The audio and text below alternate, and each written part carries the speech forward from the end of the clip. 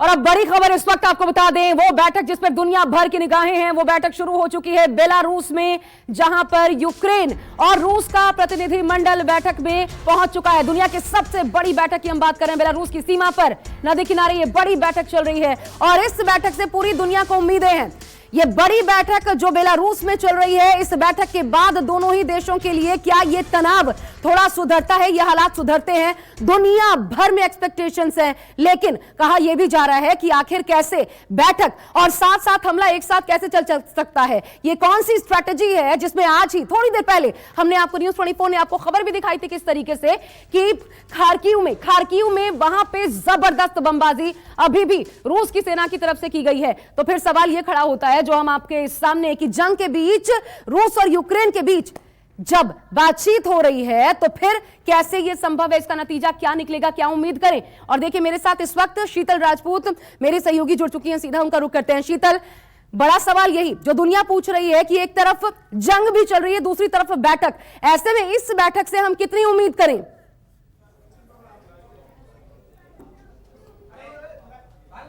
ठीक, जी, मैं आपका सवाल तो क्लियरली नहीं सुन पाई, लेकिन हाँ, हम बैठक की बात कर रहे हैं क्योंकि इस वक्त पूरी दुनिया की नजरें जो है वो गोमेल में हैं, जहां पर यूक्रेन और रूस के बीच, उनके प्रतिनिधियों के बीच बैठक शुरू होने वाली तस्वीर हम लगातार देख रहे हैं। और यूक्रेन की ओर से उनके रक्षा मंत्री जो है इस डेलीगेशन को लीड कर रहे हैं।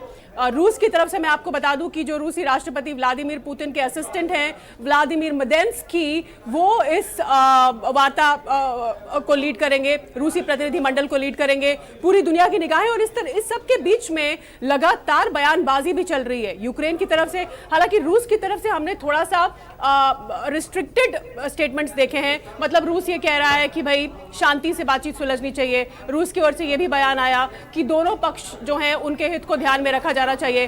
दूसरी तरफ अगर हम बात करें यूक्रेन की, तो ज़ेलेंस्की का पक्ष जो है वो बार बार आक्रामकता दिखा रहा है। वो लगातार ये कह रहे हैं कि रूसी फौज को हटना होगा, वो लगातार ये कह रहे हैं कि हमें इस बातचीत से कोई भरोसा नहीं है। तो मतलब एक नेगेटिव माहौल जो है वो यूक्रेन की ओर से फिलहाल बनाया जा रहा है। उनके विदेश मंत्री का भी बयान आया कि हमें इस बातचीत से कोई अपेक्षा नहीं है, ज़ेलेंस्की खुद ये बात कह चुके हैं। और दूसरी तरफ से पश्चिमी देश जो हैं और नेटो जो है, उनकी ओर से प्रतिबंधों का लगातार ऐलान हो रहा है। इसके अलावा इक्विपमेंट और असलहा सप्लाई करने की भी लगातार घोषणाएं हो रही हैं। अब से थोड़ी देर पहले हमने देखा कि साउथ कोरिया ने भी ये बोला कि हम प्रतिबंध लगाएंगे और निंदा की रूस के हमले की। उससे पहले हमने देखा कि लिथुआनिया में और नेटो फोर्सेस जो है वो उनकी तैनाती होगी। फिर हमने और तरह के बयान जो है वो पश्चिमी देशों के सुने। तो अच्छा, यूक्रेन, मैं एक रोक रही हूँ शीतल आपको। यूक्रेन पर इस वक्त एक बड़ी खबर सामने आ रही है। यूक्रेन के रक्षा मंत्री ने पुतिन पर बड़ा हमला बोला है। रक्षा मंत्री ने पुतिन पर बड़ा हमला बोला है और ये रक्षा मंत्री यूक्रेन के, जैसा आप शीतल कह भी रही थी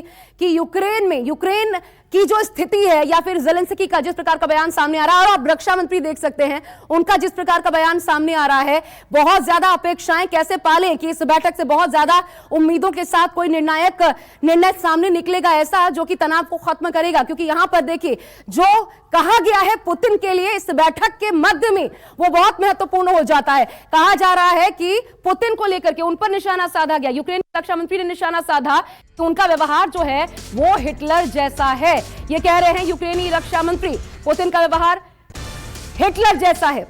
और इसलिए ये सवाल खड़ा हो रहा है कि ये विरोधाभासी है। शीतल, एक तरफ इस प्रकार के बयान, वो भी तब जब बैठक की मेज पर दोनों देशों के डेलीगेशन बैठ रहे हैं, और उधर रूस भी कह चुका है अपने नागरिकों को, जो विश्व में कहीं भी हो, कि पहले हम यूरोप से अपने लोगों को वापस लाएंगे। अपने लोगों को वापस लाने की बड़े स्तर पर व्यापक तैयारी रूस की तरफ से की जा रही है। और यह माना जा रहा है कि यह तैयारी इसलिए क्योंकि आगे यह तीसरा विश्व युद्ध जो है उसको एक तरीके से शुरू हो जाएगा पुतिन की तरफ से, रशिया की तरफ से। तो फिर कैसे माने कि ये जो बैठक होगी ये निर्णायक होगी कुछ?